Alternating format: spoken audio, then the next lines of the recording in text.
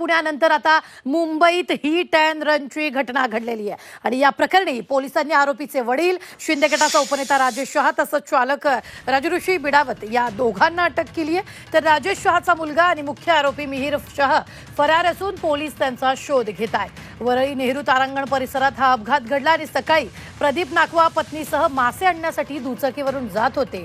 त्याचवेळी मागून आलेल्या मिहिर शहाच्या भरधाव BMW कारनं त्यांच्या दुचाकीला पाठीमागून जोरात धडक दिली, तेव्हा दुचाकीवरचं नाखवा दाम्पत्य बोनेटवर आदळलं। ब्रेक मारल्यावर हे दाम्पत्य बोनेटवरून खाली पडलं। प्रदीप नाखवा कारच्या कडेला पडले, मात्र कारखाली सापडलेल्या आपल्या पत्नीला बाहेर खेचणार तोच मिहिर शहानं गाडी पळवली। BMW कारसोबत महिलेला फरफटत नेलं तर गंभीर जखमी झालेल्या महिलेला नायर रुग्णालयात दाखल करण्यात आलं, मात्र तोपर्यंत खूप उशीर झालेला होता आणि डॉक्टर्सनी कावेरी नाखवा यांना मृत घोषित केला।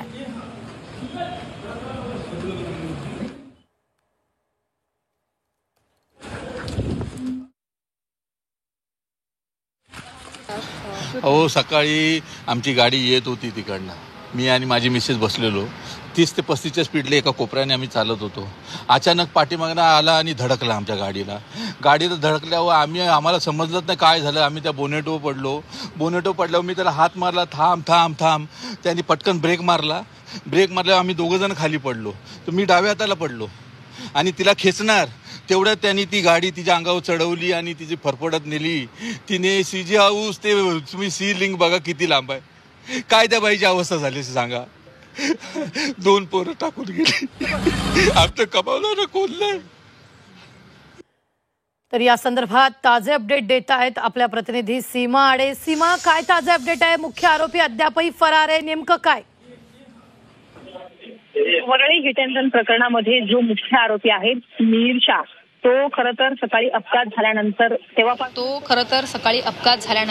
तेव्हापासूनच तो फरार आहे आणि त्याचा पत्ता अजूनही पोलिसांना लागलेला नाही।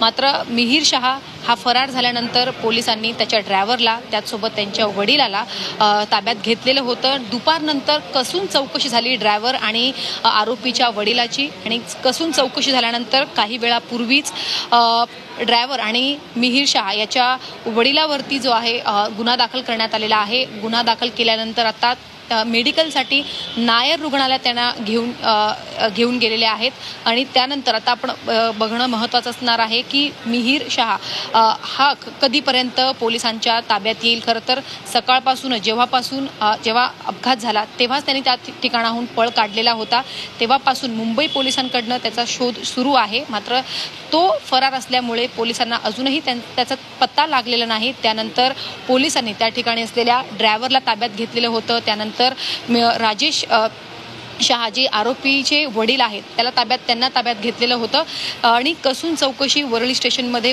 वरळी पोलीस स्थानकामध्ये झालेली आहे आणि या चौकशीनंतर त्यांना सुद्धा या गुन्ह्यामध्ये अटक करण्यात आलेला आहे। खरं तर दुपारी ज्या भरधाव वेगाने ज्या कारने दुचाकीला धडक दिलेली होती त्या कारची सुद्धा फॉरेन्सिक तपासणी जी आहे ती करण्यात आलेली आहे। दुचाकीची सुद्धा फॉरेन्सिक तपासणी करण्यात आलेली आहे आणि आता मोठी कारवाई म्हणावी लागेल मुंबई पोलिसांकडनं। जेव्हा मुख्य आरोपीचा पत्ता लागत नाही तेव्हा त्याच्या वडिलालाच आता पोलिसांनी ताब्यात घेतलेला आहे आणि यानंतर मुख्य आरोपी सापडतो का हे बघणं महत्त्वाचं असेल।